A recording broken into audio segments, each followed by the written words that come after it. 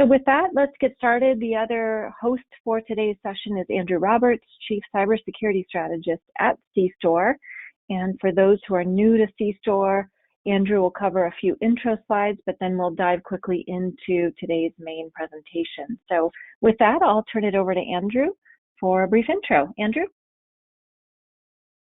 Hi, thanks, Kim, and good afternoon, everybody. I see a lot of familiar names out there of people who joined us for our last webinar. So to all of you, I say welcome back.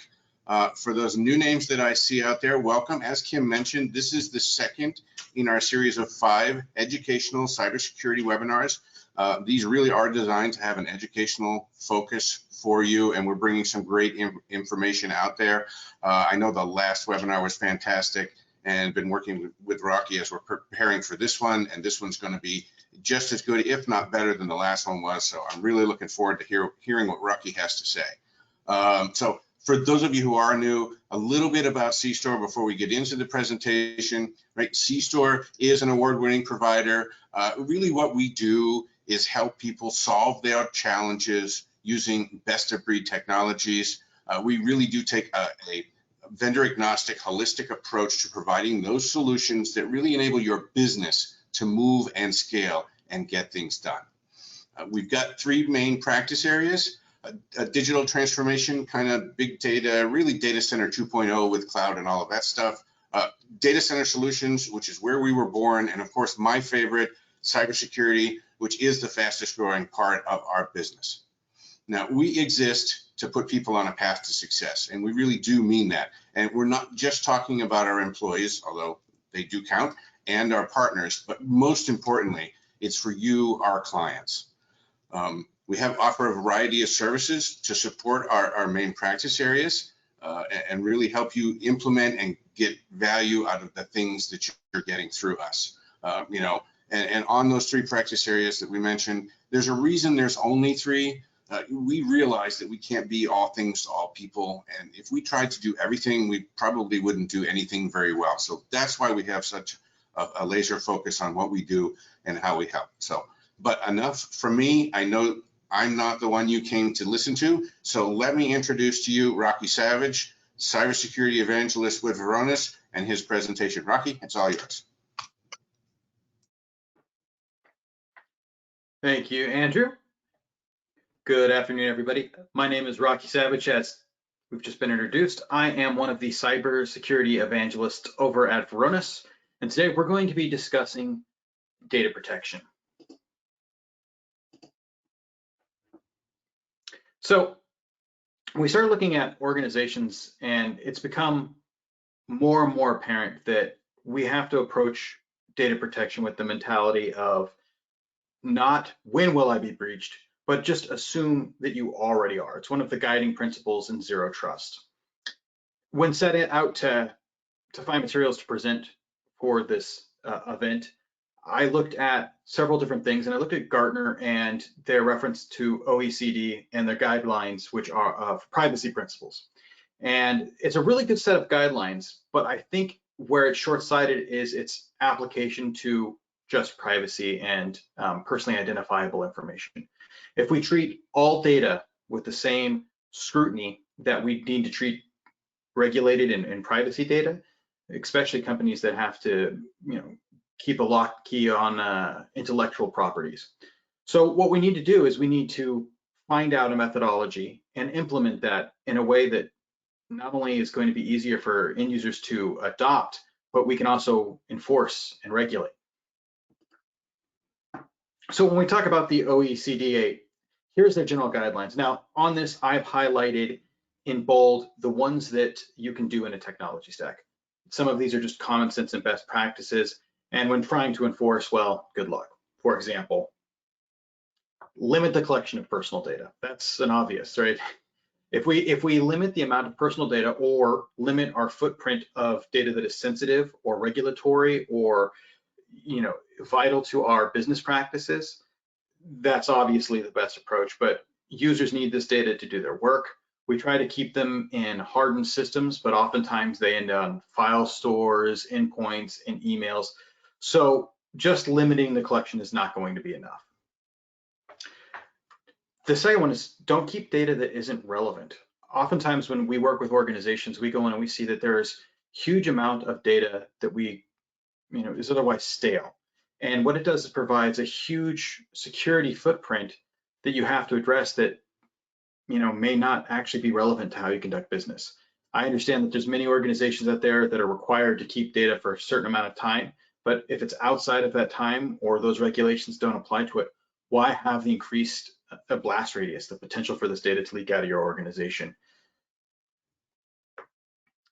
Obviously, we want to be transparent in how we collect information. So if we ask as an organization, if we ask somebody why we're collecting the information, we need to know and have a good answer. But again, that doesn't really apply to data as a whole. This is more for privacy regulation. Let me get to one of the bold points here. Yeah, don't be a jerk is essentially what that one's saying. Be transparent about how we collect and our process so that customers and partners that we work with understand how that data is being housed and warehoused. And then we also, with more and more regulatory guidelines, especially since GDPR, since it got some teeth, we're seeing CCPA in California, and we're starting to see various other states enact similar privacy laws, which fundamentally changes the way that we store data. Before, we didn't have to facilitate right to be forgotten requests or data subject access requests. And it's almost a monumentous occasion to try to find, where personal data is housed across things like file store or up in Office 365 or in, a box solution. It's really hard to find where that's at traditionally. So how do we index that and provide those results when we get those requests? We now have to go forward with that in mind as we design how we store data in the organization. It's one thing to put it in queryable tables and databases, but when we start looking at the mediums which endpoints and users interact with that data, well, those aren't back-end databases anymore. Those are, PowerPoints, Excel files, emails. So we need to be able to catalog all of those where those sensitive data lives and to facilitate those right to be forgotten requests. We need to regularly assess and audit the data. So this one fits right into the technology stack of what's important.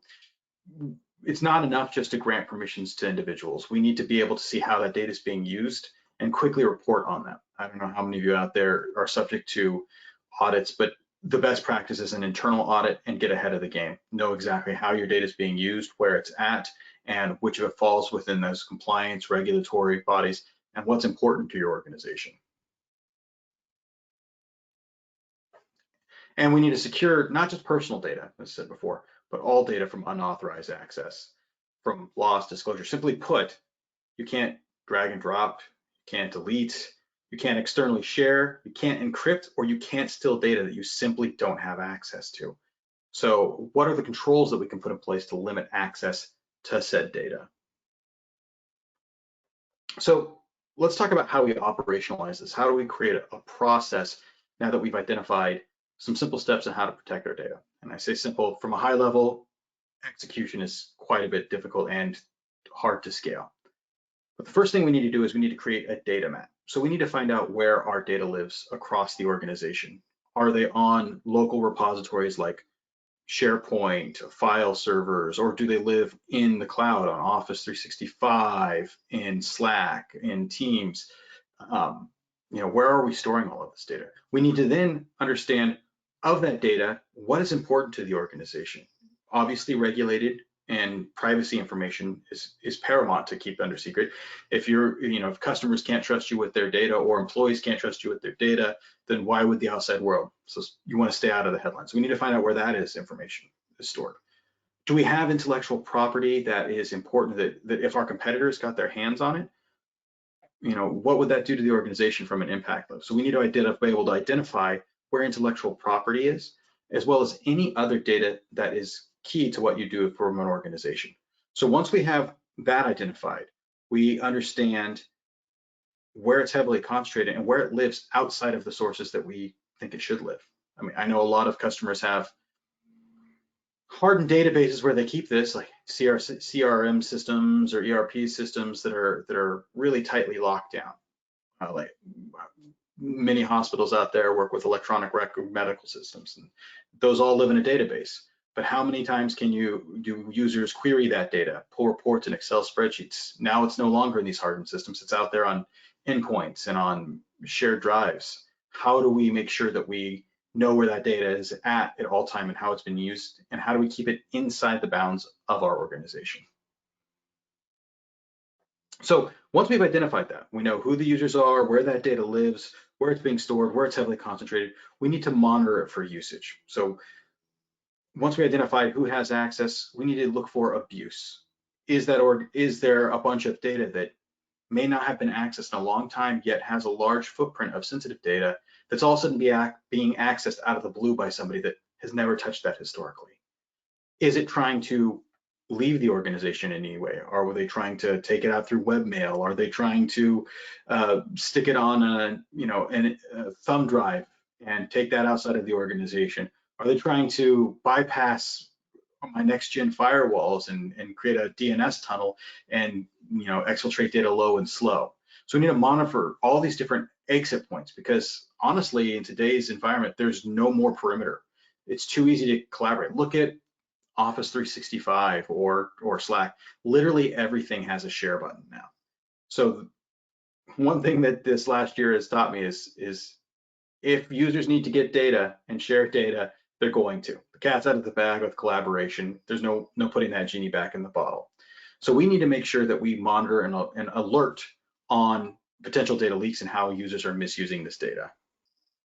When we talk about getting rid of global access or overexposed data, over permissive access. Ideally, and when we looked at zero trust or a least privilege model, we want to make sure we're giving users enough access to do their job, nothing more. So what does that look like? How do we identify that? Well, unfortunately, if we're looking at it from an IT standpoint, there's a lot of really talented IT teams in there, but not one of them knows what every single department does with all of its data. So we need to put that onus back on the different business units, the different departments, to identify who is the data owner, the person that has the contextual understanding of which type of platform has which kind of content, who should have access and can make judgment calls about who shouldn't have access. At the end of the day, if I'm in IT and I get a ticket saying, hey, can I have access to this file share or this shared link or this Microsoft Teams link, it's the person I'm going to have to go and ask anyways. So let's put systems in place where those users are regularly reviewing not only who has access to the containers, but the security groups that have access to it. And let's deliver it in a way that's easy for them to understand. We don't want the bottleneck to be a technical misunderstanding. And then once we start to identify that, we can rationalize who has access. There's several systems out there where you can analyze and see recommendations. Hey, this person has access, but they're not using it. So why leave ourselves open? Why increase the blast radius? Because if that user becomes compromised, so does all their data. It can become encrypted, it can be held for ransom, it could leave and go to a competitor's hands. So we need to regularly review and set from top down what it means to be a data owner, and that they're liable for that information. It's not just IT's problems. IT houses where the data lives, but it's on the business departments to manage their content. And then we need to govern that data like it's an application. Lots of organizations do a really good job, whether through single sign-on and identity access managed control, about giving users enough access to do the right things in the applications. And if you don't need that application, well, then you don't have access. I understand that there are some external motivators here too, like licensing costs. It's typically licensed per user on most different types of software subscriptions or software as a service. But if we treat data with the same kind of thing, does this user need access to this data? No? Well, let's eliminate that. And how do we maintain that over time? How do we scale with that? So we need to leverage automated responses to over permissive access and governing it like an application. So let's talk about how we take these concepts and we begin to operationalize them, create a data security model. Where do we start and how do we get to that endpoint where we're able to sustain an acceptable amount of risk across this data? So we need to put systems in place to discover who the privileged accounts are. And when I mean privileged accounts, we need to have an understanding of who our standard users are, who our executive users are, are admins and service accounts. Why I say these ones specifically is we look at an admin account. In most organizations, this is the keys to the kingdom. You can, if you get an admin account, you can pretty much do anything you want inside of an organization. So we need to take measures to place controls around admin accounts, but we also need to approach them a little bit differently in their activity. We don't want to trigger a bunch of false positives in our alerting systems when an admin is simply doing their job. They need unique access so we know which admin is who and not shared access. We need to monitor them for abuse, and we need to make sure that they're on the up and up. Service accounts, similar story. They typically have elevated permissions. They're very perfunctory in nature, and their passwords in most organizations seldom change. These are the Trojan horses that attackers love. If they can get in and compromise a service account, they pretty much have carte blanche to fly under the radar because no one's monitoring service accounts. So we need to make sure that they're acting like a service account, they're doing their job normally, and if they start to deviate from that and start acting like a user or touching resources or pinging different things in my environment, well, we need to have that alerted pretty quickly. So we need to identify their service accounts. Executives, well, these are the most publicly visible people in an organization. It takes me all of 10 seconds to find out who a CEO is on Google or LinkedIn. And these people have access into, company financials, the direction the company's going, employee information. They have, proprietary information on mergers and acquisitions. And, they're low-hanging fruit. A lot of times, depending on the industry, they also may not be the most technically savvy person. So they, if I'm an attacker, that's who I go after. Does it matter if, Joey in customer service locks himself out of his system for password change day and he can't remember, he fat fingered his password? Well, that's not, all that alarming. But if the CEO does it, well, we need to pay attention. We need to create that data map. And we do scour all of our data repositories, whether they're on-premise or in the cloud or software as a service, and find out where we have heavy concentrations of our data that needs regulation and protection. We need to understand who has access to it, and then we need to prioritize what is most at risk. Where do I have this global groups or overexposed data? Where do I have the potential for data leak? Is any of it being shared externally on public links? How do I mitigate the risk there? So once we understand that, we have visibility now into what our risk is, we start to operationalize. We enable alerting from the very beginning and onset, so we know that when abuse is occurring, before we're able to remediate it, we know what's happening and catch and respond to that quickly. We need to automate response because with today's alerting landscape, there's alert fatigue. Most organizations are getting alerts faster than they can investigate, and they don't have the personnel to spend the time on it on average. So if it's something like ransomware, there's several tools out there that can automate a response to it and shut it down in its tracks and make sure that it doesn't propagate with other users. So why not have those set up right off the bat? As we're going through this cleanup process of overexposure, we need to make sure that we have controls in place from the beginning. We also need to create and test incident response plans. Not only do we need to make sure those automated responses work, but what happens if there is a breach? Who is responsible for it? How do we begin our investigation? What steps do we take? Do we need outside sources? Do we need somebody like a cStor to come in and help us investigate? And then we need to make sure that all of this data and users, that we're indexing all of this information so we can quickly adhere to data subject access requests and right to be forgotten requests, because unfortunately they're not going away, and you're going to see more and more in the future as more regulations pass per state and more countries depending on where you do business. So now that we've identified and we have our reactive measures in alerting, let's start fixing and be proactive. An ounce of prevention goes miles in the world of data protection. We need to remediate that overexposed data. And this at scale seems like quite a bit of an undertaking. But we need to leverage things like intelligent automated systems to go through, find out where that overexposure is, and then identify who actually uses that data day to day so that they're not removing those users. If the cost of reducing overexposure is business continuity, that's not acceptable. So we need to do so intelligently, and we need to be able to do it in an automated way that we can continue to do it. Because let's be honest, I'm sure everybody knows that end user behavior isn't going to change overnight. You're not going to change someone's behavior on how they store files if they've been storing files in Windows file servers the same way since 1995. So we need to leave these automations in place so that as user behavior creeps up again, we know how to respond. It's like my kid's bedroom. I go in there, I help them clean it, and 2 hours later, it's a disaster again. If I had some sort of robot made to go in there and automate the cleanup, or a Roomba for picking up toys, someone invent that, please. We need a quarantine sensitive data. We need to identify the locations where sensitive data is supposed to live, and then have systems in place to say, if this piece of data exists outside of this sanctioned area, we'll move it, migrate that data over there, and leave a note or a stub file or some director so that end user doesn't think their data just magically disappeared and repeats themselves in the same process. And then we need to archive and delete stale data.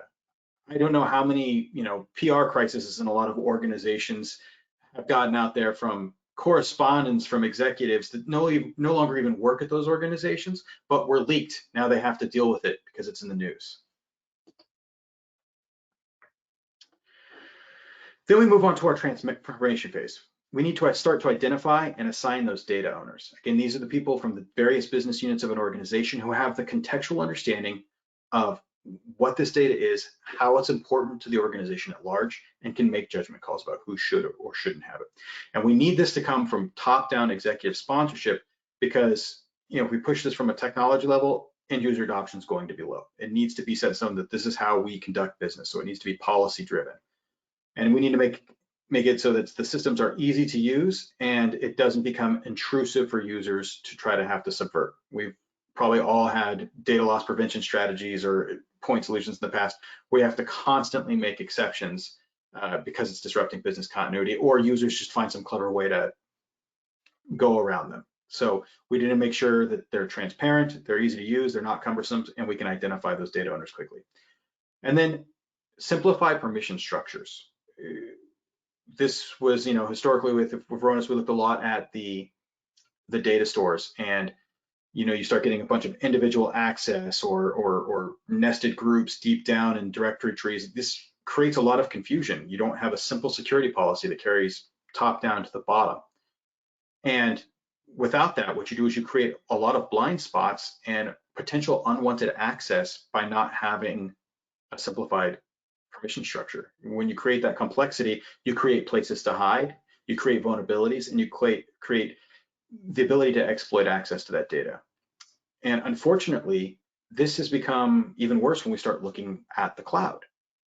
If we look at something like Office 365 is one of the most popular platforms I see, especially since the pandemic, that organizations have adopted to work remotely. Well, Microsoft M365, I should say, is a suite of products that can all be licensed individually.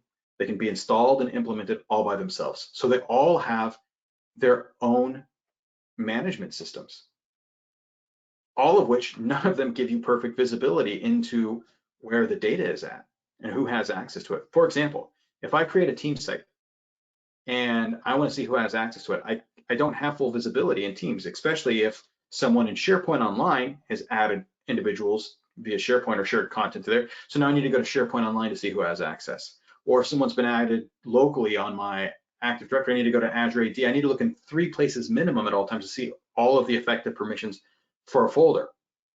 Not to mention, where is it being shared externally? Do I have the ability to create external links? Can I create public links where anybody in the world with that URL has access? And how do I limit that? So, when we look at things like Google Drive, their problem is that it's very easy to share data unintentionally to an entire organization, creating overexposure like we used to see in traditional file systems. So how do we identify that and then simplify that permission structure so we have an understanding is there's not a complexity hiding where malicious users or over-permissive access may exist. And then we automate, because at scale, in the words of the internet, ain't nobody got time for that. So we need to deploy automated systems to go through and review who has access, remove that overexposed access. We need to make sure that external links are being addressed that aren't being used. We need to make sure that data is where it needs to be in those quarantined and isolated sections, and if not, let's migrate them intelligently. And then the automation of entitlement reviews. Are those data owners regularly reviewing who has access, not just to the data, but the security groups that allow them data? There we go. And then we need to constantly review this. So once we get these systems in play, like everything, it's constantly evolving. So we need to not rest on our laurels and think that this is good enough. We need to regularly review our risks. We need to go through and have reportable interfaces where we can see where our risk is at its greatest and make sure we continue to lock this down. At the end of the day, if we make it this hard to get to data, you're going to mitigate most attacks, because there's two things that an attacker needs to get in your environment and get what they want: time and motivation. So if we increase the amount of time to where it's not fiscally or motivated where they need to get in, then a lot of times they'll move on to easier fruit. They'll try to poach something else. So let's make it as complex and as hard for them to get to this data as possible. So going back to regulations and the OECD, what we're looking for are key elements, or what we can map to as key elements. They're almost universal regardless of the regulation that you're looking for. You need to be able to have privacy by design, so data protection and security of the process. You need accountability, data ownership, and records of processing, who's been doing what with it. Data subject to access requests. Can you do right to be forgotten requests? Can you quickly answer and turn around if a customer or an employee says, where do you have my data, and what type of data do you have of mine? We also need to be able to have an incident response plan. What is our time from detection to resolution? And is that process secure? And overall, that we need to have a level of transparency that many organizations will say they have and they can implement on their website to ease the minds of customers, but most organizations struggle with this. So just to recap, everything that we've talked about for securing data in a model is we need to know where that data is at and where it's supposed to be and who's supposed to be using it. Only the right people have that access. We need to know where our cyber threats are, detect them, and make sure that they're stopped. And then we need owners to authorize and review that access. So if we look at our deployment methodology or our operationalizing of this philosophy, we can see where these start to map out. So in our deploy phase, we can see that we can start with data protection. It starts with an impact assessment, understanding where we have vulnerabilities, where our data is most at risk, where is it overexposed, are the control methods like Active Directory or Azure AD a mess and need cleanup because it's providing a lot of vulnerabilities into this data. We can also ensure that we're moving forward with data protection by design, that we're storing and creating the receptacles of this data in a way that will be manageable in the future with a security first mentality. And then records of processing, who's interacting with this data. I'm not going to read every single one of these, but you can kind of get the idea of what's happening here. We can start to map those specific elements from 2 slides ago from almost ubiquitous across whatever compliance or regulatory bodies requesting that you do a data by design or security by design.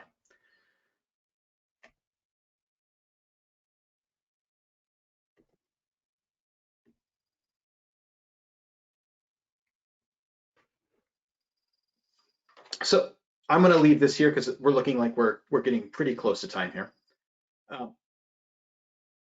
The first step when we looked at that operationalization plan is to do a data risk assessment.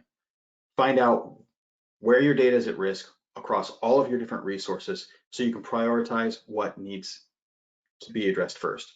I recommend doing this before any data loss prevention strategy is deployed because you need to know where you're vulnerable. If you're planning a migration to cloud services or a new platform, don't take your bad practices with you. Find out where that data is overexposed. If you're trying to do a vulnerability assessment and pen test, well, find out where you have misconfigurations in Active Directory. These can all be done at no cost. If all you have to do is contact somebody at cStor, and we can work with them to make sure that they get this risk assessment at no cost to you. And then we can prescribe and build a methodology that maps to this that we've discussed today tailored to your organization so you have a plan of action to go in place. So with that, I will open it up to questions. Hey, Rocky, thanks so much for that presentation. I think this is a really important topic. You know, I know you touched a lot on a lot of the government regulations and things that are out there, like GDPR and CCPA. I know there are other state laws coming along, and you can expect a federal law to follow fairly quickly. I think the industry is going to demand it because it's really hard to follow 50 different compliance laws. So taking a data-centric approach is important for that, but also with the amount of ransomware and things that we're seeing out there and the other breaches that are in the news all the time, you know, if you think about it, those criminals are always going after the data, right? Whether they're trying to steal it or encrypt it or sell it or release it or whatever, it's always about the data. We've got to be more data-centric in our approach to cybersecurity. Before we get to the audience questions, I just want, if you can touch on for a little bit, we've got all these regulations we need to comply with, and that's usually a compliance conversation. And this ransomware protection and protect our data is another conversation.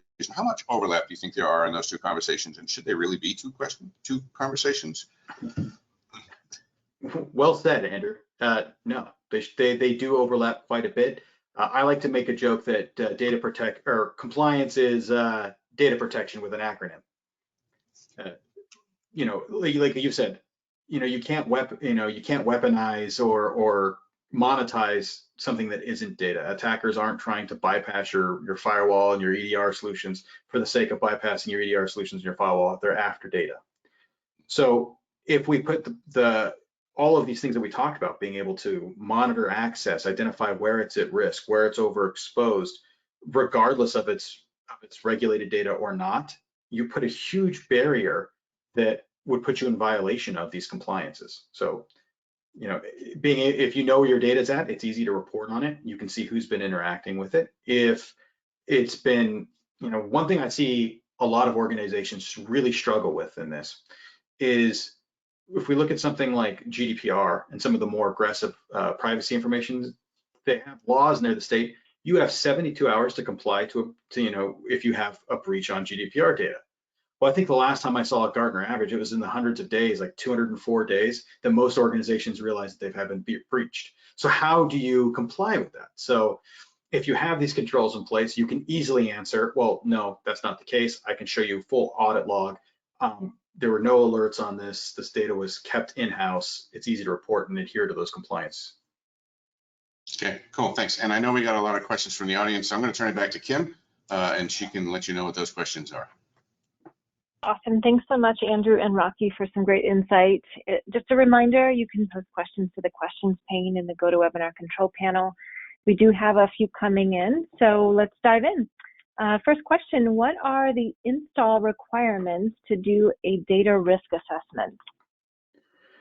Yeah, the data risk assessment, all it would take is typically 3 virtual machines of standard compute. We're talking like laptop specs, a couple of hours, and cStor and Varonis can do all the heavy lifting on that part. We just need someone to babysit with you know, the authentications and stuff to make sure that we're in the right places. And then as of day 1, you'll start to be able to see where you have misconfigurations across Active Directory. And then as that data starts to be, you know, roll in from where your classified stuff is, they can show you where it's overexposed and help put together a plan of action on how to remediate it. Awesome, thank you. Is there a typical timeline for that? I'll just add on my own question to that, Rocky. Is it just dependent on the environment? Usually on average, it's 3 to 4 weeks. It could go a little bit longer if it is a much more complex environment, or we're trying to assess behaviorally what's happening, to build profiles across behavior on data access and how they interact with all of each other and all these elements. It can go a little bit longer just so that you have a snapshot of, you know, that's accurate of how users behave. Got it. Excellent. Thank you. That gives the audience a good frame of reference. Next question. What are the challenges organizations are seeing in cloud services like O365? Can you talk to that? Yeah, I talked a little bit about that with the complexity of permissions, right? So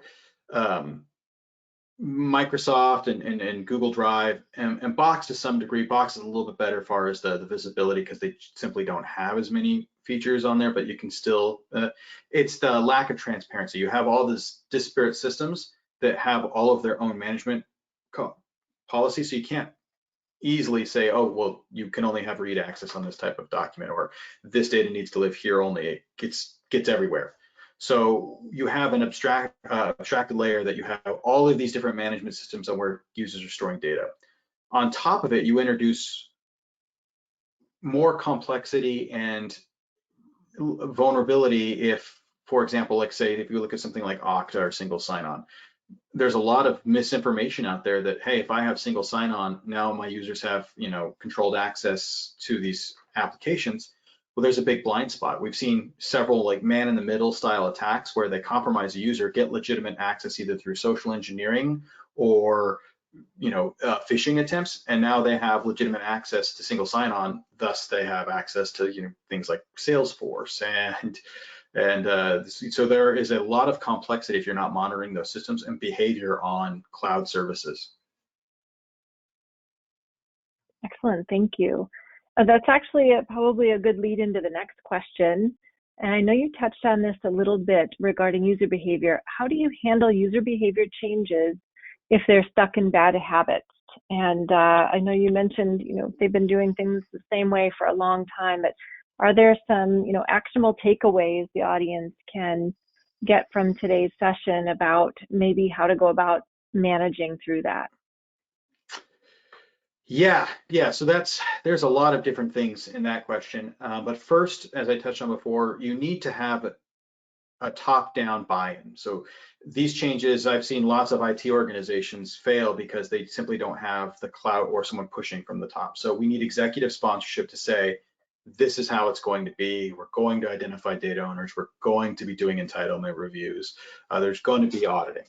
And then the next step to that is automation, because let's be real, people aren't going to change some of their behaviors. So if we go and we do a massive file cleanup or permissions cleanup in Microsoft or on our filers, how do we maintain that acceptable level of risk that we work so hard to get to? Well, automation, because as soon as someone starts adding everybody to a folder or individual permissions or tries to be clever because they found they got a directory with full permissions and remove the admin account, well, how do we fix that? Automation. And it needs to go through constantly looking at those, because the speed in which a vulnerability can happen is always too fast for IT to be current or caught up on. By the time they get to it, most organizations are uncertain if it's been exploited or not. There's too much information, too much data to not have automated systems in place today. You simply don't have enough manpower, and there's not enough minutes in the day. Thank you. Great question. That was a great question. I'm sure very complex for a lot of different organizations. We still have more questions coming in. Next question, can you fix these problems at scale without a dedicated headcount? I'm assuming they're referring to just the data security in general. Yeah, so yes and no. Procedurally, you need to have a security by design implementation in place, or strive to get there. I don't think with the technology that's out there, and it may be a little biased in this answer because I am with a data protection vendor, that no, you don't need to. You just need good practices and the technology stack to automate this. And it doesn't even need to be somebody's full-time job to manage these systems. It can become reactive if you just set it up correctly. Fantastic. That's probably good news for a lot of people as well. Next question. I think we've got time for a couple of more. Where does this fit in with zero trust? Can you expand on that? Yeah, I think zero trust is getting a lot of buzz, but I've seen several entities, including Gartner, try to put definitions around it, but there's no actually established ruling body for zero trust. It's like what cloud was originally when it came out. Like it was kind of this nebulous thing that no one had an exact definition for cloud as it is today, which is somebody else's computer. But with zero trust, it's least privilege, right? It's giving users enough access to their job. Just operating on the assumption that you've already been breached. So how do we mitigate our blast radius? It's just assuming that someone is going to be compromised. So how can I limit the amount of risk they pose to my organization? And again, that's just least privilege, giving users enough access to do their job and nothing more. Excellent, thank you. We'll squeeze one more in. This is a good one. How do you sell the concept of data ownership to different business units? Well, that is a good question. A lot of times they get it because, I've been in organizations where we've had overexposed data, and depending on the severity of that data, some departments are easier. Like if you have a legal department and you show that their data is way overexposed, they get it. They understand the legal ramifications of what can happen because of that. Some it's a bit of education, like, hey, you have all these CAD files for products that we sell that if our competitors got our hands on it, we'd be toast. So we need to make sure that you're regularly reviewing, because at the end of the day, it's not the IT guy that would be on a stand in a court of law, it's whoever owns that department. So we have to put the onus on these departments to make them recognize that, hey, this data belongs to you. You are responsible for it because it's the data that you work with. The IT guys, just because it's a technology, they'll facilitate and provide the infrastructure for you to work on, but the stuff that you're working on is your baby, so you need to take care of it. And again, that's going to go back to executive sponsorship. That needs to come from the top down, and it needs to be mandated. Otherwise, you won't have adherence. Excellent, thank you. That actually concludes our Q&A round for today. Thank you again, everyone, for your time and attention, and to Rocky. Before we let you go today, I will just pass it back to Andrew to touch on a few upcoming events. Andrew, would you like to cover the rest of the cybersecurity series? Sure, absolutely. As we mentioned before, this was the second of 5 of these educational webinars. So we've got 3 more lined up for you. One in July, one in August, one in September, right? Talking about ransomware attacks and security operations centers, and then protecting your email perimeter. All of those are going to be educationally focused, just like the last 2 were. So we hope you can join us for all of them. All you need to do is go to cStor.com/events and get the information right there. And with that, thank you everybody for joining us, and enjoy the rest of your day. Excellent. Thanks so much, Rocky and Andrew again. And we look forward to seeing everyone on a future event very soon. If you have any questions, you can reach out always to cStor, your account manager, or via the website. Thanks again. Have a fantastic day.